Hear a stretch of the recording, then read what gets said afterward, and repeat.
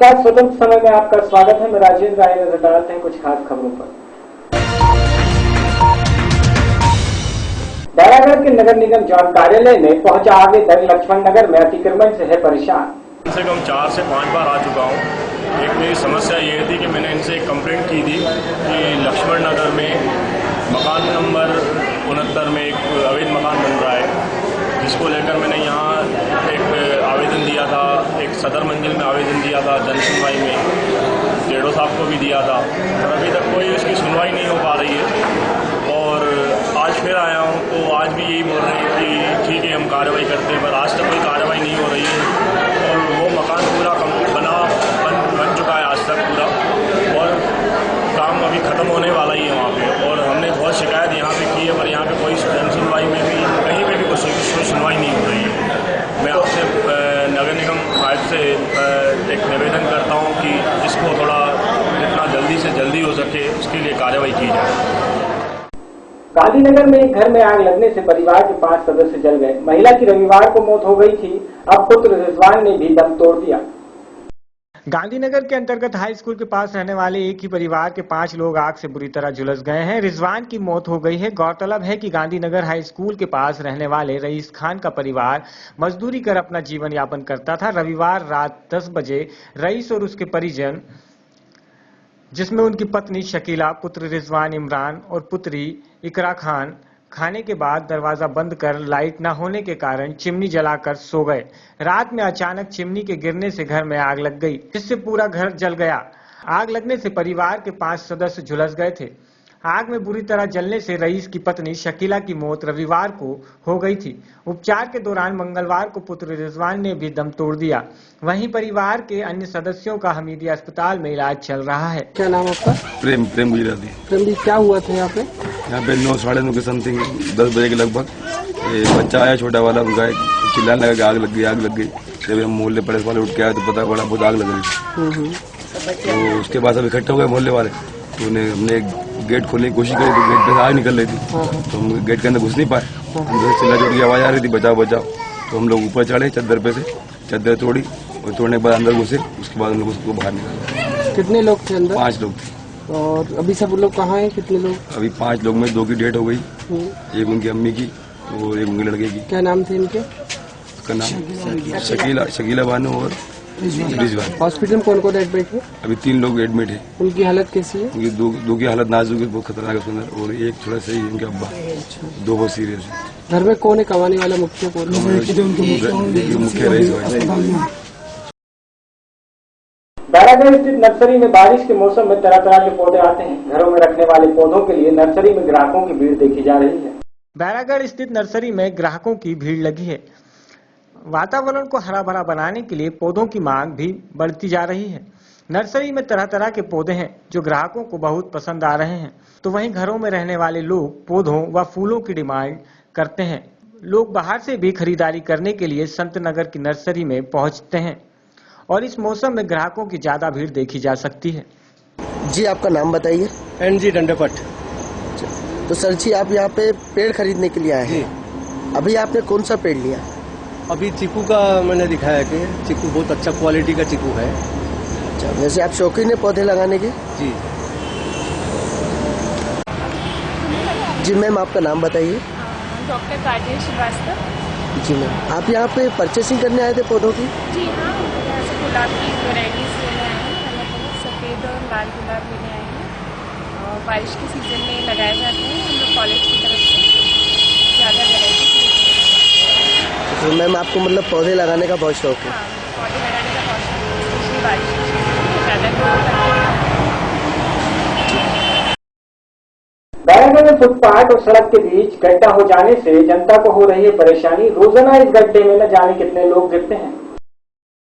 बैरागढ़ के मुख्य मार्ग पर फुटपाथ और सड़क के बीच बड़ा गड्ढा होने से रहवासी और वाहन चालक परेशान नजर आ रहे हैं। आलम यह है कि ग्राहक व पैदल चलने के लिए बनाए गए फुटपाथ पर पैर फंस जाता है, जिससे कई बार लोगों को चोट भी लगती है, लेकिन इस पर किसी का ध्यान नहीं जा रहा है। लोगों का कहना है कि वाहन चालक भी कई बार फंस जाते हैं, जिससे उन्हें गंभीर चोटें आती हैं। जी सर, क्या हुआ? ये गड्ढे में आपकी गाड़ी कैसे फंस गई? तो ऐसा काम है, बिल्कुल फंसी रहती है गाड़ी इधर। जब BRTC में काम करा है, यहाँ के जो ठेकेदार थे उन्होंने घाटी निर्माण करा है। आज दिन हमारे यहाँ के मोहल्ले के लोग हैं, आज दिन गाड़ियाँ फंसी रहती हैं, लोग बैठते रहते हैं। यहाँ पे 2-4-5 लोग हाथ पैर टूट चुके हैं, तो अस्पताल हम कल परसों भी ले गए थे और आज लोग इतफाक से मेरी गाड़ी भी फंसी गई। तो ये रोज का किस्सा है, यहाँ लोग घायल हो रहा है। यहाँ पे जन सुनवाई कोई कर ही नहीं रहा है। यहाँ के जो जोन अध्यक्ष है दीपक बासवानी, वो तो कहीं मार्केट में निकलती नहीं, कहीं मोहल्ले में जाती नहीं, वो तो सिर्फ घर में बैठ कर जोर अध्यक्ष से बना दिया है, घर में रहो, एसी की हवा खाओ और फेस करो। यानी जनता की कोई सुनवाई नहीं हो रही। आप देखो BRTC में पूरा कचरा पड़ा हुआ है, मिट्टी जमी हुई है, लोग गिर रहे हैं, मर रहे हैं, किसी को कोई परवाह नहीं है। लोग अपने मर्जी का काम कर रहा है, जनता में बहुत आक्रोश है। तो अगली बार हम वोट देने के पहले सोचेंगे। तो आपने कभी इसकी शिकायत की पार्षद जी से? शिकायत की है, कोई नहीं सुनता है। घर के बाहर सिक्योरिटी गार्ड रहते हैं, कोई सुनवाई नहीं होती है। घर के अंदर जाने नहीं दिया जाता, कोई आवेदन दिया नहीं जाए। काम हो तो हो, चाहे नहीं हो। आपका नाम? राकेश कुमार यादव। बैरागढ़ के वार्ड 5 में कचरों का ढेर लगने से रहवासियों को हो रही परेशानियां, लेकिन वार्ड पार्षद को नहीं हो रही सफाई की चिंता। बैरागढ़ में वार्ड 5 में जगह जगह कचरों का ढेर लगा है। ऐसा ही कुछ नजारा देखने को मिला वार्ड 5 के मुख्य मार्ग जैन मंदिर रोड पर। घर के सामने कचरे का ढेर लगा है, इससे रहवासी व मकान मालिक व्यापारियों को परेशानी का सामना करना पड़ रहा है। कचरा समय से उठाया नहीं जाता है। लोगों का कहना है कि वार्ड पार्षद चुनाव जीतने के बाद नजर ही नहीं आए हैं। जब कचरे की शिकायत करते हैं तो दूसरों का हवाला देती हैं। कचरा सड़क तक है, वहीं बारिश सिर पर है। यही कचरा नालियों में जमा होकर नालियों को चौक कर देता है, जिससे सड़कों पर पानी भर जाता है।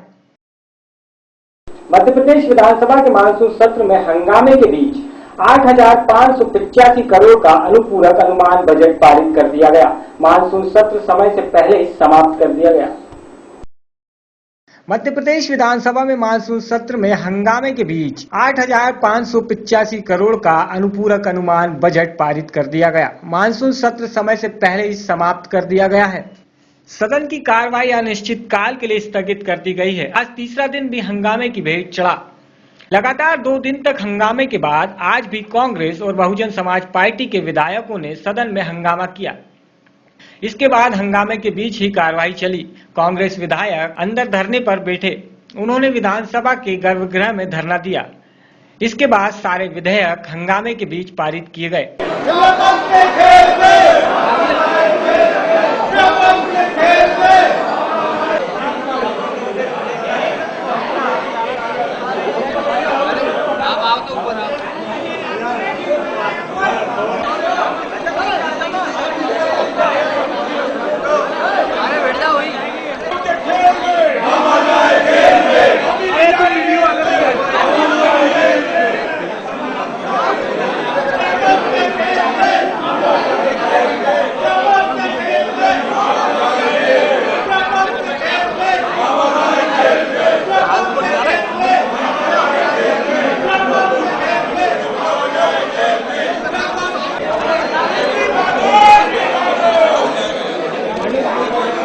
मध्य प्रदेश के मुख्यमंत्री इस बात में डॉक्यूमेंट्री प्रूफ है उनके खिलाफ कि व्यापम के एविडेंस को छिपाते रहे, व्यापम के एविडेंस को विधानसभा में नहीं आने दिया, व्यापम के एविडेंस विटनेसेस को टॉर्चर किया, व्यापम के विटनेसेस के मर्डर हुए, व्यापम के विटनेसेस को इन्होंने पूरी तरीके से छुपाया। इस बात के प्रमाण हैं। अब हमारी मांग ये है कि जिस मुख्यमंत्री पर इतने आरोप हैं, प्रमाणित हैं, दस्तावेजी सबूत हैं, वो मुख्यमंत्री बैठा रहेगा तो व्यापम की जांच निष्पक्ष नहीं हो पाएगी। इसलिए हमारे दल ने ये मांग रखी है कि मुख्यमंत्री इस्तीफा दें, उसके बाद बात आगे बढ़ेगी।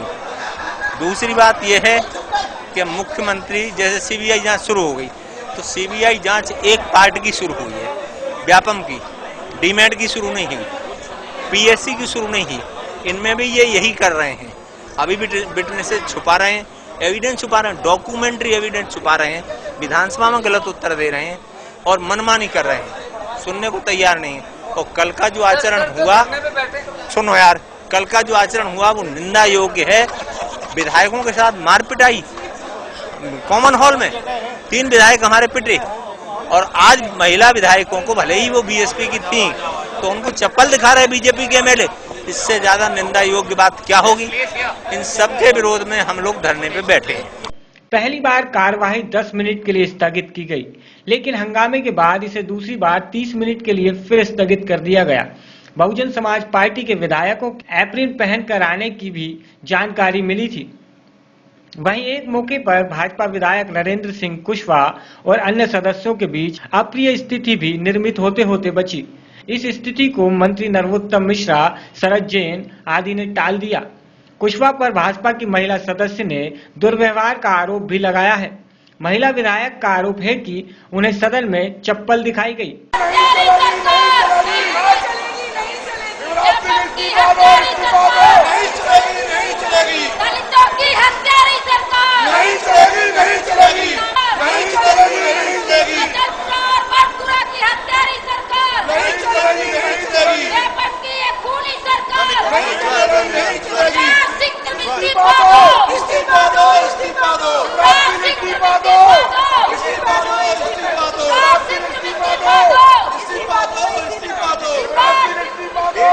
जब हम लोग सदन में माननीय अध्यक्ष महोदय के पास जा रहे थे, तब उन्हीं के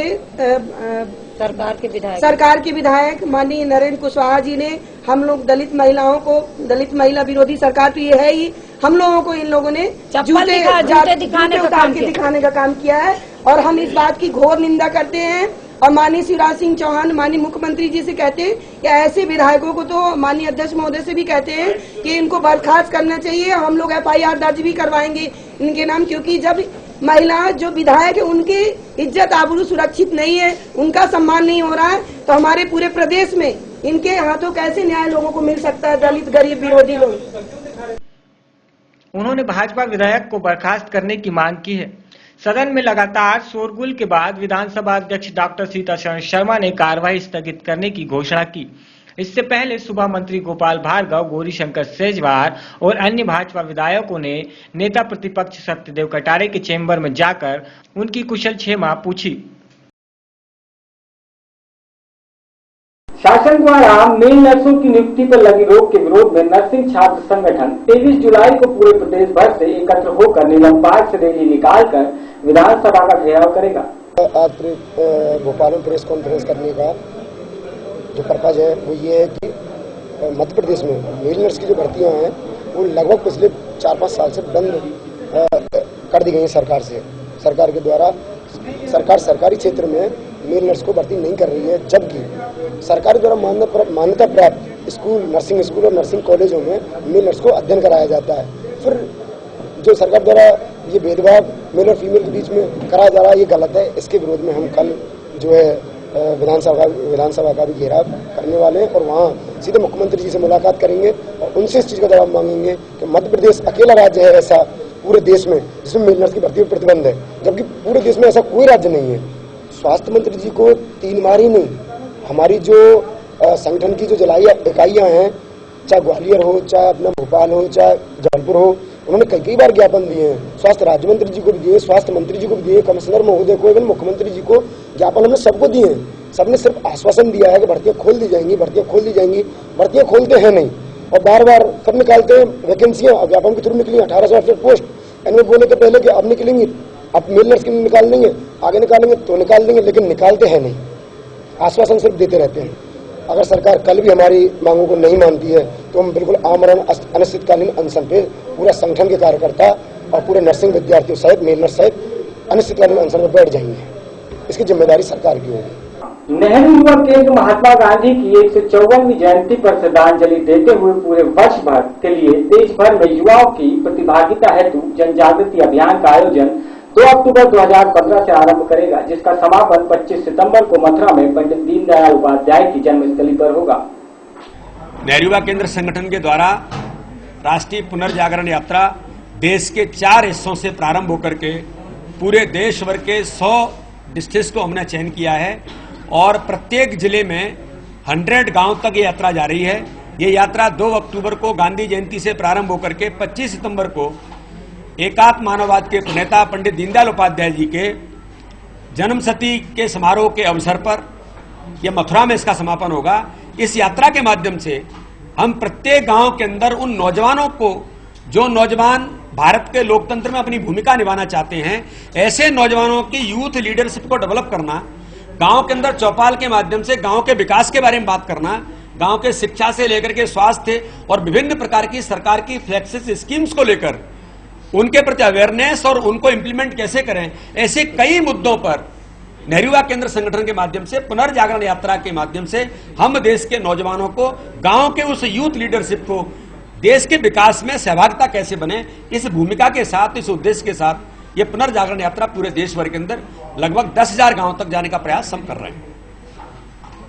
देखिए, मेरा ऐसा मानना है कि ऐसी बहुत सारी बातें जो मैंने कहा कि इसमें सामाजिक मुद्दे भी कई हैं, तो ऐसे सारे मुद्दों पर, उसमें करप्शन का इशू भी होगा, उसके अंदर सामाजिक मुद्दों पर भ्रूण हत्या से लेकर के ऐसे भी कई मुद्दे होंगे। तो समाज के जो भी मुद्दे हैं उन मुद्दों पर गांव की जो चौपाल होगी, उस चौपाल में प्रत्येक मुद्दे पर चर्चा मुझे लगता है कि करने की भी आवश्यकता है और नौजवान भी इस पर करेगा।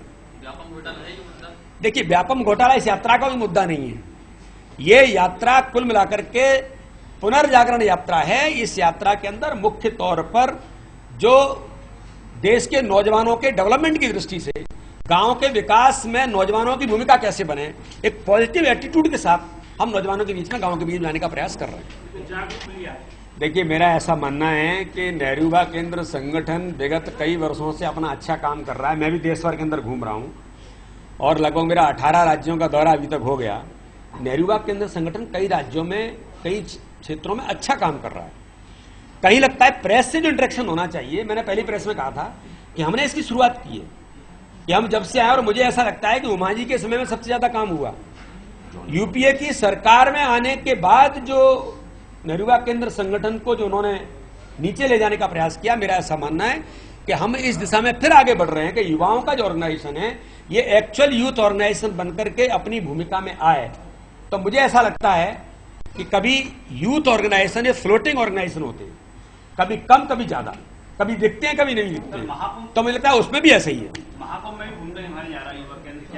आपने बड़ा अच्छा प्रश्न किया है कि नेहरू युवा केंद्र संगठन 2016 के अंदर मध्य प्रदेश के उज्जैनी नगरी में होने वाला जो कुंभ है, महाकुंभ है, उस कुंभ के अंदर अपनी व्यापक भूमिका निभाने का प्रयास कर रहा है। अभी हमने तय किया है कि पूरे कुंभ के अंदर लगभग 100 गांव जो आसपास के रेडियस में उज्जैन के अंदर रहते हैं, उनके अंदर 100 गांव में लगभग 20 लोगों का एक दल हम खड़ा कर रहे हैं, जिसको हम यूथ क्लब हमारा है। उस यूथ क्लब के माध्यम से कुंभ में होने वाली जितनी व्यवस्थाएं हैं, सरकार के साथ मिलकर के, उस तंत्र के साथ मिलकर के हमारे यूथ वॉलेंटियर्स उस दिशा में काम करेंगे। और नेशनल इंटीग्रेशन के कैंप कुंभ के दौरान जो हर राज्य से कुछ नौजवान आकर के वहां कैंप करेंगे, 20 दिन वो रहेंगे, ऐसे लगभग 3 या 4 इंटीग्रेशन के कैंप लगेंगे पूरे कुंभ के दौरान। और विभिन्न भाषाओं के, विभिन्न क्षेत्रों के लोग, जो देश भर के लोग आएंगे, उनको हेल्प करने के लिए हर राज्य का आदमी वहां रहेगा। इस दिशा में नेहरू युवा केंद्र संगठन अपनी व्यापक भूमिका निभाने की तैयारी कर रहा है। स्वतंत्र समय में फिलहाल इतना ही, और भी खबरों के लिए आप लॉग ऑन कर सकते हैं www.swatantrasamay.in।